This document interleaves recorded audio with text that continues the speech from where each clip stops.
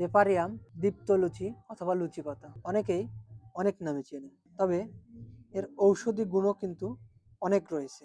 এটি একটি সহজেই হরহামেশায় জন্মে থাকে এমন একটি উদ্ভিদ। এর বাংলা নাম দীপ্তলুচি বা লুচি পাতা। এর ইংরেজি নাম হচ্ছে পেপার হিল্ডার এবং এর বৈজ্ঞানিক নাম হচ্ছে পেপারিমা পিলোসিডা। এটি অনেকে অনেকভাবে ব্যবহার করে থাকে, অনেক অঞ্চলে এটি শাক হিসাবে খায় এবং এর ব্যবহার বিশেষ করে ভেষজ চিকিৎসকরা বহুলভাবে ব্যবহার করে থাকেন। এর পাতা দেখতে হার্ট বা লাভের মতো ছোট্ট এবং নরম, হালকা সবুজ এবং চকচকে। এর কাণ্ডও ঠিক হালকা সবুজ হয়ে থাকে এবং এবার চাপ দিলেই ভেঙে যায়, একদম নরম এবং সফট।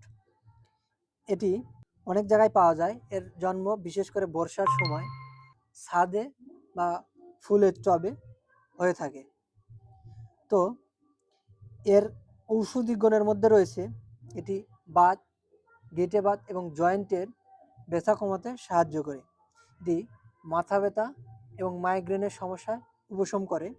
এটি এই পেপারিয়াম বা দীপ্তলুচি রক্তচাপ নিয়ন্ত্রণ করে।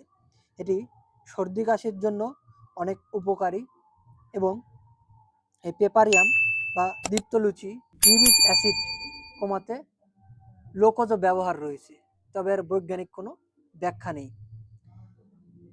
এটি অনেক জায়গায় হয়ে থাকলেও কিন্তু এটি শীতের মৌসুমে বা শীতকালে পাওয়া যায় না।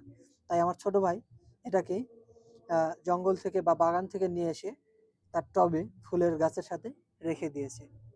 এটি আপনারা শাক হিসাবেও খেতে পারেন, তবে খাওয়ার আগে অবশ্যই কোনো চিকিৎসকের পরামর্শ নেবেন এবং কোনো গর্ভবতী এবং শিশুকে খাওয়াবেন না। যদিও খাওয়ান, এটি চিকিৎসকের পরামর্শ নেবেন।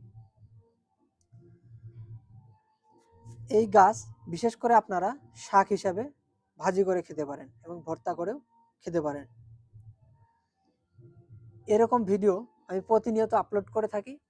আপনাদের ভিডিওগুলো যদি ভালো লেগে থাকে তাহলে অবশ্যই আমার চ্যানেলটি সাবস্ক্রাইব করে দিবেন এবং পেজটি ফলো করে দিবেন, আর ভিডিওতে একটি লাইক করবেন। ধন্যবাদ। দেখা হবে পরবর্তী কোনো ভিডিওতে। সবাই ভালো থাকবেন, সুস্থ থাকবেন। আসসালামু আলাইকুম।